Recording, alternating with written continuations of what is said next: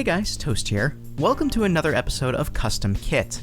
This is a series where you get to select every facet of a custom kit, including primary weapon, secondary, grenades, gadgets, and melee, and I'll discuss the different components, my preconceptions prior to using the kit, and then my experiences after having used it.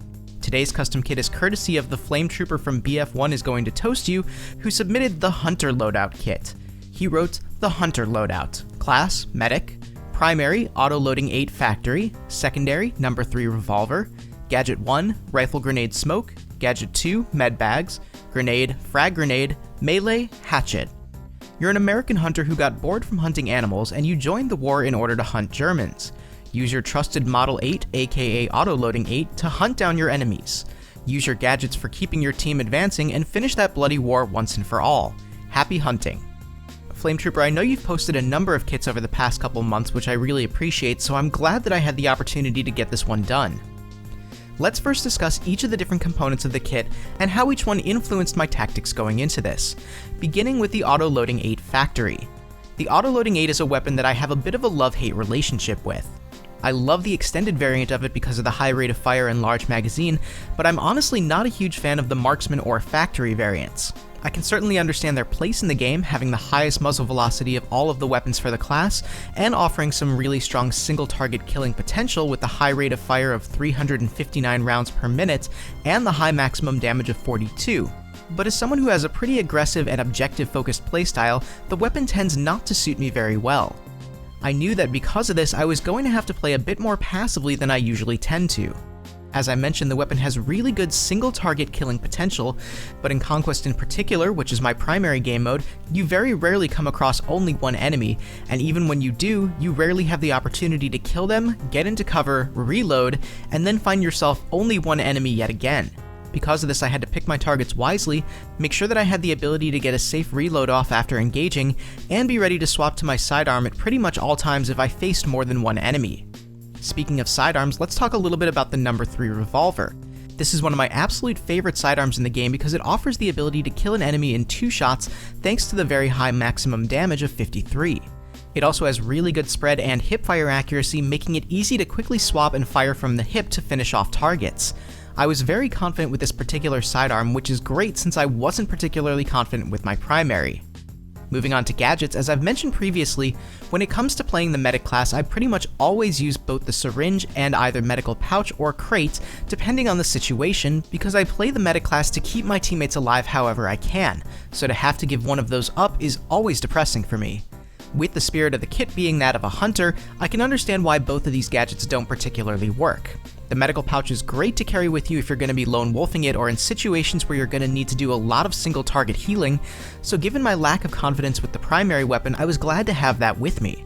As for the smoke rifle grenades, I understand their utility, but I tend not to use them very often.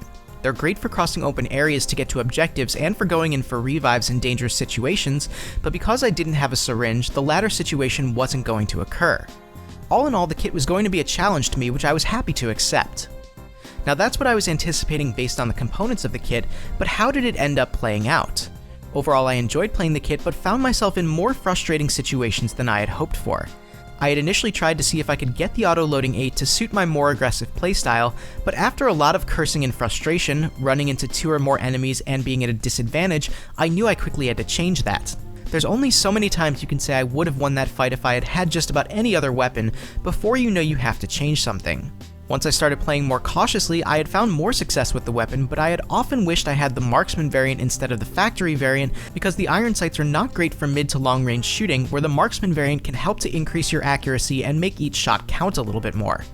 If I did find myself in close range situations, I would often swap to my secondary to try and use that exclusively because it had the potential to take out 3 enemies without any headshots instead of the Autoloading's 1. The number 3 Revolver was often a lifesaver to me, allowing me the potential to get out of sticky situations where the auto-loading alone was not going to cut it. I was extremely thankful that this particular sidearm was included. Moving on to the gadgets, the medical pack is something that I've used pretty often lately, as I've found more success with it than the medical crate. Because I often find myself hurting after engagements with the auto-loading, I was glad that I could quickly heal myself and get back into the thick of things. I of course would have liked the opportunity to be able to revive my teammates, as I take pride in being a really effective medic and helping my team, but I couldn't dwell on that for very long. I found myself often forgetting to use the smoke rifle grenade because it's something that I don't use particularly often, and when I did use it, it was generally so that my team had some cover to either push forward on or secure an objective, or to allow myself to cross an open area in the hopes of not getting shot. It was helpful, but I found the radius of the affected area to be a bit too small to be really useful. I just didn't feel like it offered the utility I would have wanted, at least not while also having a syringe to make use of it as a tool to help bring my teammates back to life. After having used the kit for a while, if you're going to use it, I highly suggest that you really take your time picking your targets and try to stay back a little bit unless you're very comfortable and deadly with the number 3 revolver. Thank you again to the Flame Trooper from BF1 is going to toast you for submitting this custom kit, and if you'd like to see one of your own custom kits featured on a future episode of the series, please leave a comment below with the details of the kit, and I'll select one for the next episode. If you submitted one on a previous video that didn't get picked, please know that they're still in the running, but always feel free to suggest a different one as well. If you see a kit in the comments that you think is interesting, please leave a thumbs up on it. As always, if you liked the video, please leave a like, and if you want to see more content, please subscribe. Thank you guys so much for watching, this is Toast, and I'll talk to you soon.